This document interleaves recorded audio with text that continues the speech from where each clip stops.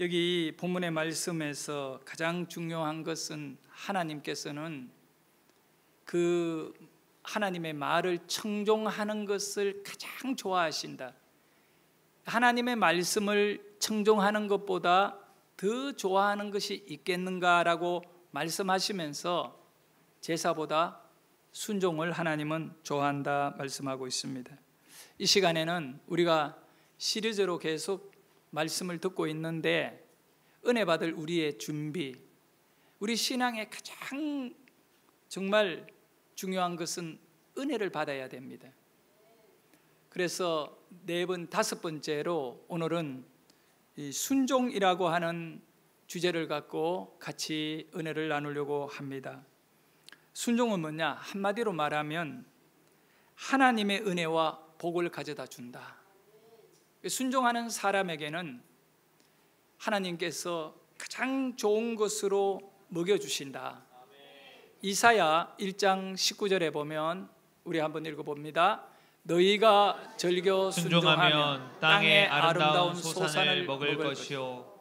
이 땅의 것에 가장 소중한 것, 그것은 순종하는 자에게 주신다는, 절겨 순종하는 자, 기쁘게 순종하는 자에게 하나님은 땅의 것을 주는 것입니다.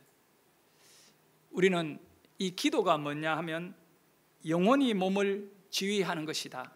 기도를 많이 해야 우리 몸이 그 기도를 따라 움직이게 되는 것입니다. 오케스트라 지휘자가 지휘를 한 그 가운데 함께 연주하는 다양한 악기가 하모니를 이루어 가장 아름다운 소리를 내듯이 우리 육체는 이 기도의 지휘를 따라 움직이게 되어 있다. 동시에 순종이라는 것은 바로 우리의 몸이 영혼에게 지휘받는 겁니다. 다시 말씀드려서 순종은 몸이 영혼에게 복종함으로 이루어지는 것입니다. 우리를 사랑하시는 하나님은 우리에게 관심이 정말 많습니다. 여러분, 하나님 여러분에게 관심 있다는 것은 여러분을 사랑한다는 것입니다. 사랑의 또 다른 표현은 관심입니다. 무관심은 사랑이 아니거든요. 자식을 가진 여러분은 자식에게 관심이 있어요. 때로는 그 자식들이 부모에 대하여 마음에 상처를 주기도 해요. 어떻게 이놈 자식이 이 버릇이 없이 이렇게 할 수 있느냐, 이럴 수가 있어요. 그럼에도 불구하고 부모는 자식을 사랑합니다. 그래서 관심을 가집니다. 그 관심에 깊이 들어가 보면 무엇 때문에 관심을 갖고 있느냐? 잘 되기를 원하는 것입니다. 정말 잘 됐으면 좋겠다, 이 마음이 목적지에 있거든요. 그래서 하나님은 여러분을 기대하면서 관심을 갖고 있는데 하나님이 여러분에 대한 어떤 기대를 갖고 있는가를 알아야 하는 것입니다. 하나님의 관심은 여러분에 대한 기대이거든요. 나는 누구누구 장로가, 누구누구 권사가, 어떤 집사가 이런 사람이 되었으면 좋겠다라고 하는 뭐가 있다고요? 기대가 있는 겁니다. 하나님의 관심은 여러분에 대한 기대입니다. 그 기대는 바로 딱 한 가지, 다른 것 없어요. 그것만을 하나님은 기다리고 원하고 계십니다. 하나님이 여러분에게 기대하는 것은 순종입니다. 이 순종이 되지 않으면 아무것도 되는 것이 없습니다. 이 순종에 여러분이 응답해야 되고, 이 순종이 바로 하나님이 나에게 원하는 것입니다. 성도 여러분, 2차 세계대전 가운데에 정말 히틀러의 그 잔인한 학살을 목회자로서 침묵하지 아니하고 정말 대항하고 싸우다가 순교를 당한 디트리 본 헤프라고 하는 독일의 위대한 신학자요 정치인이 있습니다. 이 본 헤프 목사는 한 번의 복종 행위가 100번의 설교보다 낫다라고 말했습니다. 설교를 100번 듣는 것보다 하나님 앞에 순종하는 그 한 번이 더 낫다는 것입니다. 주님은 나의 최고봉이라고 하는 세계적 베스트셀러 작가인 오스왈드 참비스가 이런 말을 남겼습니다. 주님을 사랑하면 순종은 고통이 아니라 기쁨이다. 순종에 언제나 아픔이 있고 순종하는 것에 어려움이 있습니다. 많은 사람들이 순종의 문턱에서 실망하고 낙심하고 돌아서고 하나님을 만나지 못하는 일이 왜 있느냐 하면 고난과 고통을 이기지 못하기 때문에, 순종은 고난과 고통을 극복하고 이겨내고 고난의 문을 통과해서 들어가서 하나님의 뜻을 받아들이는 것입니다. 그와 같이 우리는 주님을 사랑하기 때문에 그 고통을 이겨내고 순종에 이르는 기쁨이 있기를 축원합니다. 20세기의 가장 기독교인으로 지성인이라 유럽에서 꼽는 첫 번째 인물은 C.S. 루이스입니다. 그는 사상가고 그는 문학가고 그는 또 많은 신학에 깊은 조예를 갖고 있습니다. 이분의 글들과 소설은 영화로 만들어져서 세계적으로 가장 이렇게 유명한 작품이 되기도 했습니다. 이 C.S. 루이스가 순종이란 하나님의 뜻에 자신을 던지는 것이라고 했습니다. 여러분, 던진다는 것은 그 어떤 것도 더 이상 갈등하거나 타협할 여지가 없는 것입니다. 이거는 배수의 진을 치는 것이죠. 여러분이 믿음의 완성에 이르기를 원한다면 바로 순종의 삶을 일구어 가시기를 바랍니다. 오늘 우리가 읽었던 사무엘상 15장 22절에 보면 사무엘이 이르되 여호와께서 번제와 다른 제사를 그의 목소리를 청종하는 것을 좋아하심같이, 하나님은 뭘 좋아하시느냐? 청종하는 것을 좋아하는 것입니다. 이 청종이라는 단어는 듣다라고 하는 단어와 같은 것인데, 이건 히브리 말로 샤마라고 하는 단어입니다. 이 단어가 인간의 행위 앞에 주어졌을 때, 행위로 바뀌어졌을 때에는 순종이라고 하는 단어로 의미를 가지게 되는 것입니다. 그러니까 여러분 이걸 알아야 돼요. 듣다, 경청하다, 순종하다 똑같은 단어인 겁니다. 우리는 듣지 아니하고는 순종할 수가 없습니다. 하나님은 말씀하는 분이시고 우리는 듣는 자들입니다. 하나님께서 우리에게 주신 그 말씀을 청종을 하고 듣고 샤마를 하여 또 다른 샤마, 내가 순종하게 될 때 하나님은 그거를 가장 좋아하신다라고 말씀합니다. 순종의 반대는 거역입니다. 불순종이지요. 여러분, 순종의 길은 힘들지만 천국으로 가는 길입니다. 좁은 길을 가야 한다, 좁은 문으로 들어가야 한다는 말은 순종은 어렵고 힘들지만 그렇게 갈 때 천국이 나의 것이 되는 겁니다. 그러나 거역하는 것은 불순종입니다. 사무엘은 하나님에게 말씀을 듣게 됩니다. 샤마하게 됩니다. 사무엘아, 사울 왕에게 가서 내 뜻을 전해라. 아말렉을 진멸을 하라고 해라. 그 아말렉이라고 하는 족속이 있어요. 그들을 진멸하라고 합니다. 사무엘상 15장 2절과 3절에 보면 하나님의 명령이 사무엘을 통하여 사울에게 전달된 메시지입니다. 같이 한번 읽어봅니다.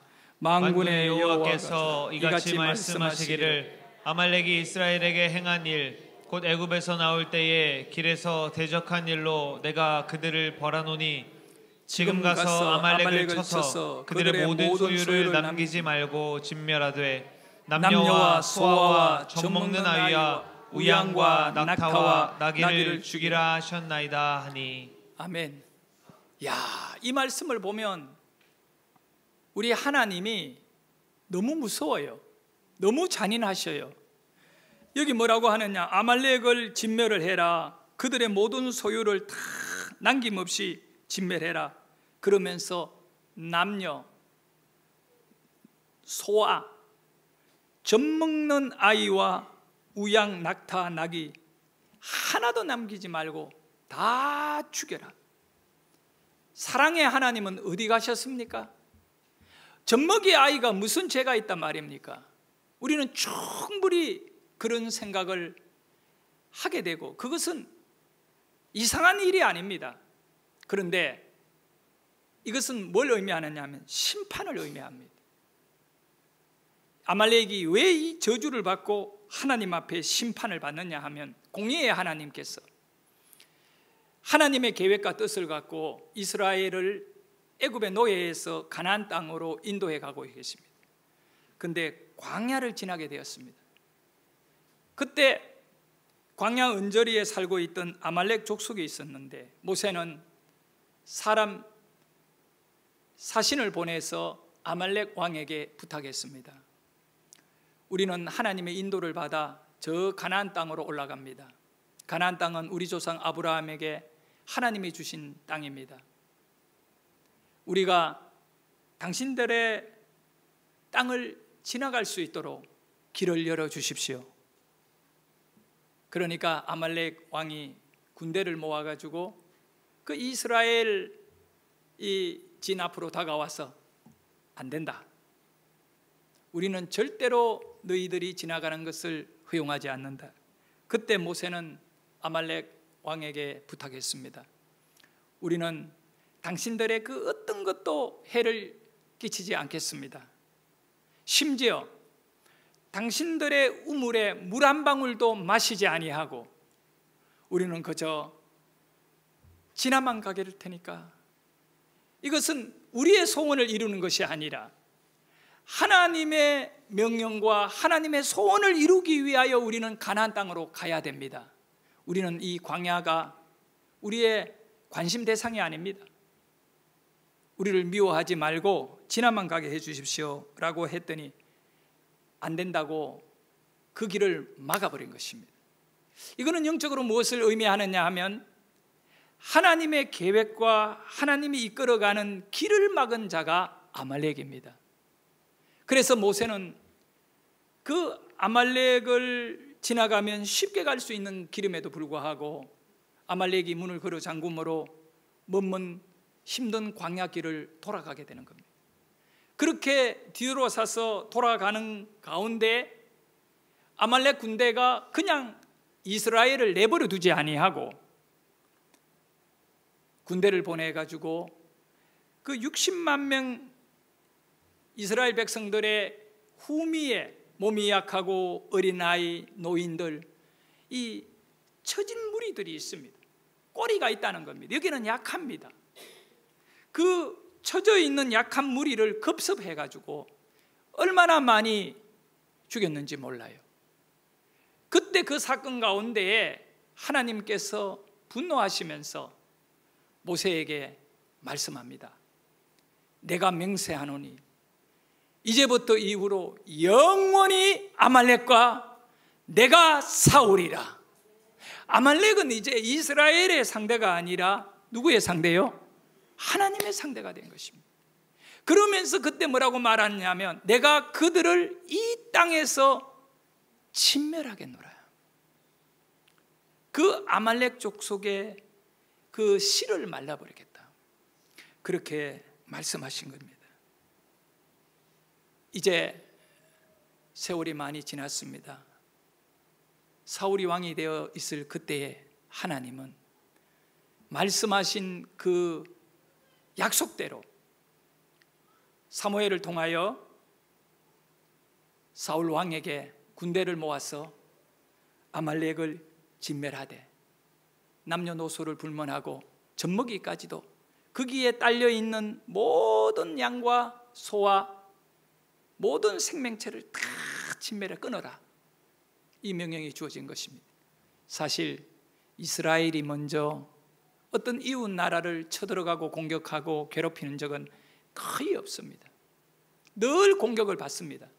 그러나 이번 이 일은 하나님께서 사울로 하여금 저 아말렉을 진멸하라고, 남김없이 다 죽여버리라고 하는 명령으로 사울은 하나님 앞에 순종을 해야 하는 것입니다.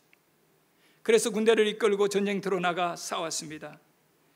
정말 그 전쟁에는 대성을 거두게 되는 겁니다. 사울이 이기고 난 다음에 다시 이스라엘 땅으로 돌아왔을 때 하나님께서는 선지자 사무엘에게 아주 분노하는 그런 말씀을 주셨습니다. 사울이 순종하지 않았다는 겁니다. 자, 9절을 읽어볼까요? 9절에 보면 사울이 어떤 행동을 했는가를 기록하고 있는데 같이 읽어봅니다. 시작. 사울과 백성이 아각과 그의 양과 소의 가장 좋은 것 또는 기름진 것과 어린 양과 모든 좋은 것을 남기고 진멸하기를 즐겨 아니하고 가치 없고 하찮은 것은 진멸하니라. 간단히 말하면 하찮은 것은 진멸했습니다. 순종했습니다. 그러나 좋은 것은 아까워서 죽일 수가 없는 겁니다. 이거는 마치 나에게 유익이 되고 나에게 도움이 되는 세상적인 관점으로 전쟁의 결론을 맺은 것입니다. 여러분, 11조를 드린다는 것은 너무 어렵고 힘든 일입니다. 그 돈이라는 것은 소중하니까 드리는 것에 큰 부담이 있습니다. 그러나 하찮은 것, 작은 것 드리는 것은 갈등 없이 드리는 겁니다. 하나님이 뭘 원하시는가? 하나님의 명령에 온전히 순종하기를 원합니다. 청종하는 것보다 더 좋아하는 것이 있겠느냐라는 겁니다. 왜 사울은 이 아말렉의 왕인 아각을 살려두었습니까? 그리고 양이나 소나 좋은 것들을 살려놨습니까? 일단 고대 그 지역에 문화라는 것이 있습니다. 그거는 하나의 법으로 흐르고 있습니다. 상대 나라를 점령했을 때 왕을 죽여버리면 왕에게 딸린 것은 다 죽이게 되어 있는 겁니다. 그러나 왕을 살려두면 왕에게 딸린 모든 것을 살릴 수가 있는 겁니다. 지금 사울은 시험에 들은 거죠. 이 왕을 죽여버리면 그 모든 아까운 것들을 다 죽여야 된다는 겁니다. 그래서 자기네들이 좀 갖다 쓰고 싶다는 생각이 있지요. 그리고 군인들도 마찬가지입니다. 이 힘든 전쟁, 목숨 걸고 전쟁을 치르는데 노획물이 좀 있어야 되지 않겠습니까? 그래서 이 백성들의 마음과 사울 왕의 마음이 같이 욕심에 빠지고 전쟁을 치르면서 아각을 사로잡았을 때 죽이지 아니하고 살려둔 겁니다. 그래서 하나님은 묻습니다. 선지자 사무엘을 통하여 사울에게 물어봤습니다. 왜 당신은 진멸하지 않았어요? 저 양들은 뭐요? 라고 물으니까 핑계를 댑니다. 백성들이 저걸 가지고 하나님께 제사하자고. 하나님이 좋아하는 것은 제사니까 제물이 하찮은 거 드리면 안 되지 않느냐고. 좋은 거는 남겨놨다. 사실은 하나님께 드리는 게 아니고 누가 가지려고? 자기네들이 가지려는 거예요. 근데 하나님께 제사하려고 남겨놨습니다. 이렇게 말하니까 오늘 우리가 읽었던 이 사무엘상 15장 22절의 말씀과 같이 우리 하나님께서 청종하는 것보다 다른 것을 더 좋아하는 것이 있겠느냐? 죽이는 것은 청종하는 것이고 순종하는 것이고 제사보다 이 양을 드리는 제사보다 순종하는 것을 더 기뻐하신다. 저는 이 순종이라고 하는 이 개념을 목회를 처음 할 때 저 손에 어떻게 흘러들어온 책 한 권이 있었습니다. 진정한 순종을 알기 위해 이 책을 집어들었다. 앞쪽에 이렇게 20년 전 2004년에 구입한 책입니다. 진정한 순종을 알기 위해 이 책을 집어들었다. 존 비비어 목사님의 순종이라고 하는 책입니다. 이 책의 내용은 바로 순종은 하나님의 권위 아래에서 누리는 보호와 자유다. 나는 순종에 대해서 이보다 더 명확하고 또 은혜롭게 표현한 그런 본 적이 없습니다. 순종이 뭐냐? 하나님의 권위 아래 누리는 보호와 자유다. 사람들은 순종하면 망하는 줄 압니다. 순종하면 잃어버리는 줄 압니다. 순종하면 나중에 손해볼 거라 생각하고 순종을 잘 못합니다. 어떤 일이든 간에. 그러나 여러분, 하나님 살아계십니다. 이 순종은 어디에서 오느냐 하면 권위에서 온다는 겁니다. 여러분, 이건 영적인 거예요. 하나님의 권위를 내 안에 살아있게 할 때에 하나님의 권위 있잖아요. 법원에 가면 판사의 권위가 가장 셉니다. 회사에 가면 사장의 권위가 그 회사를 크게 부유하게 할 수도 있고, 사장의 권위로 판단 내린 것이 그 회사를 망하기도 할 수 있습니다. 여러분, 개인의 삶에 영적인 승리를 거두는 일은 다른 데 있지 않습니다. 여러분 건강에 달린 것도 아니고, 여러분의 지식이 좋아서 되는 것도 아닙니다. 하나님의 권위가 여러분의 삶에 살아있느냐 이거예요. 하나님의 권위 아래에 있느냐, 하나님의 권위 밖에 사느냐가 중요한 것입니다.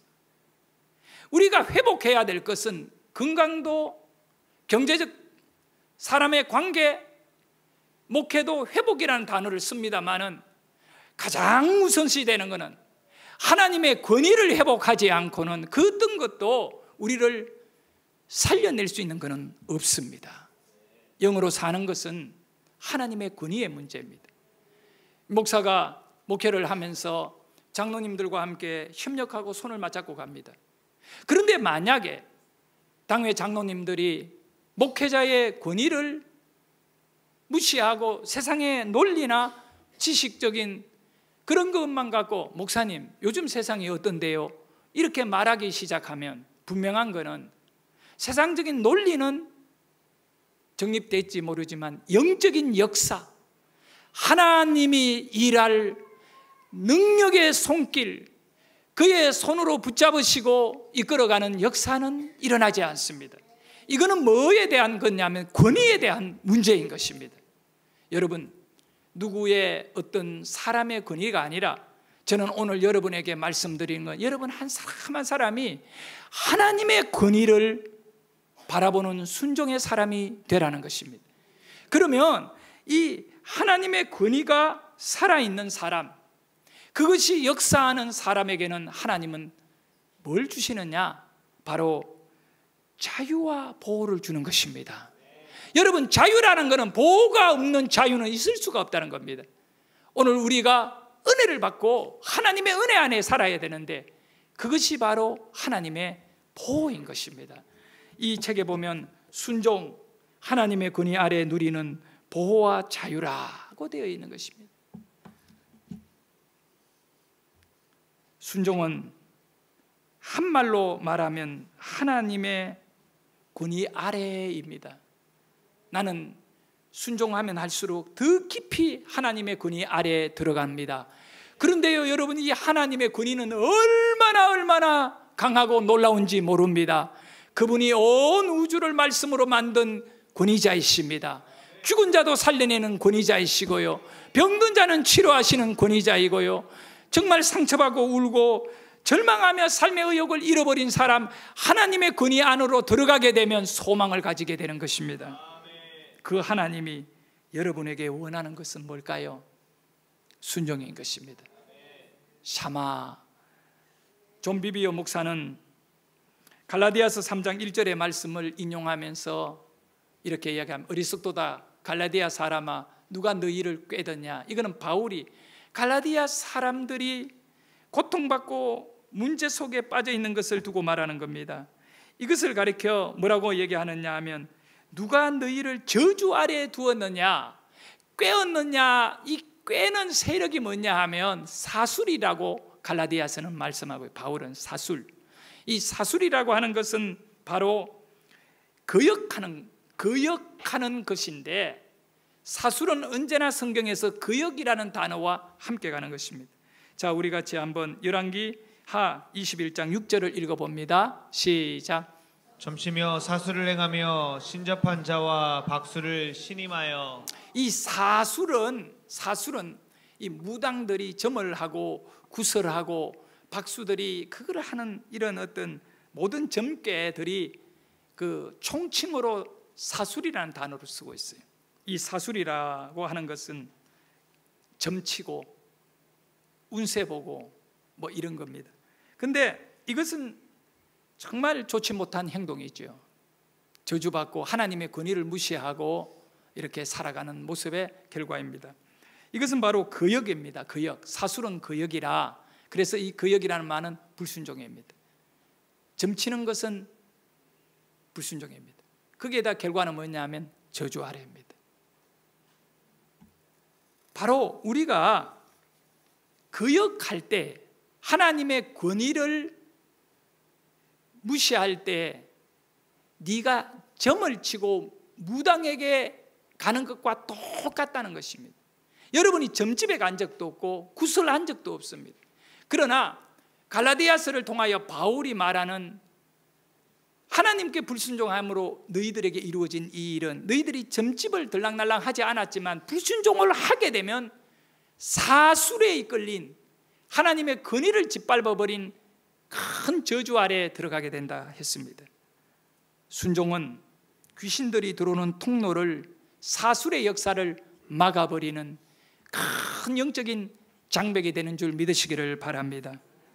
일제강점기 때에 목사님, 장로님, 교회 지도자들이요 신사참배를 반대하면서 순교를 많이 했습니다.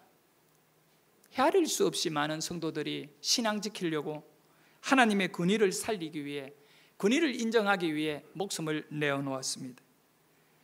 그때 처녀의 몸으로 아가씨가요, 신사참배는 하나님 앞에 저주다, 하나님의 권위가 우리 안에 살아있는 예배를 드려야 된다, 그러면서 일본 동경으로 건너가서 의사당에서 신사참배는 안 된다, 조선교회 신사참배를 중단하라, 이렇게 하다가 감옥에 잡혀가서 6년간이나 지하 감옥에서 처녀의 몸으로 그 간수들이나 경찰들에게 말로 할 수 없는 수모와 고통을 당하면서 그는 결국 재판을 받아서 사형 선고를 받게 되는 겁니다. 사형이라는 은도를 받게 됩니다. 이제 그의 행집행날이 되었습니다. 전날 행무소는 안희숙 이 선생을 죽이기 위해 모든 준비를 다 끝내고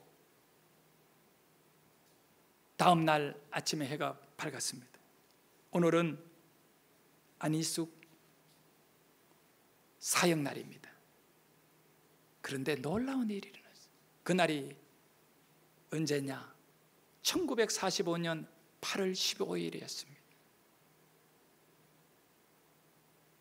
오늘 내가 죽을 건데 죽음을 기다리면서 하나님께 감사하고 기다렸습니다.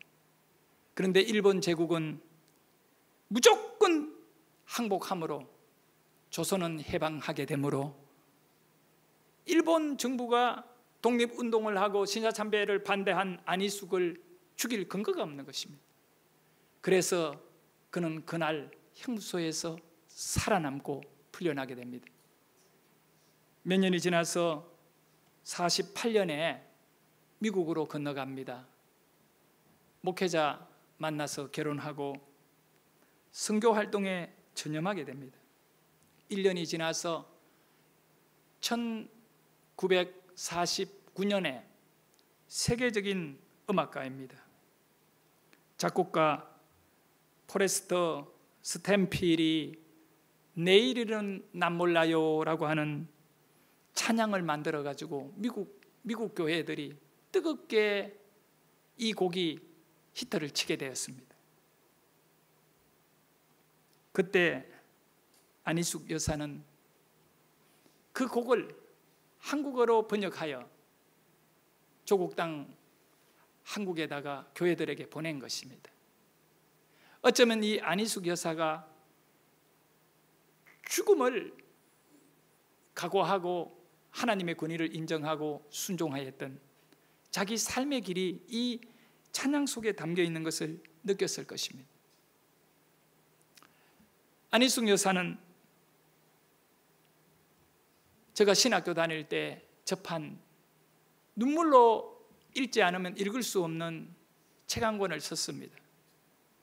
죽으면 죽으리라, 기독교무사 출판입니다. 그는 죽고 싶어도 죽을 수 없는 살아있는 순교자였습니다. 하루만 독립을 늦게 하더라도, 일본이 하루만 더 버텨도 안희숙은 사형을 당했을 것입니다. 내일은 난 몰라요. 하루하루 살아요.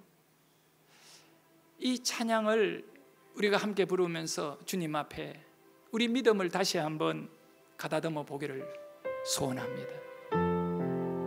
주님, 주님의 권위만을 내세우겠습니다. 순종의 믿음으로 살겠습니다. 내일은 난 몰라요. 하루하루 살아요. 불행의 나요의 감동 내 뜻대로 못해요. 험한 이 길 가고 가도 끝은 없고 끝은 없고 보내요. 주님의 수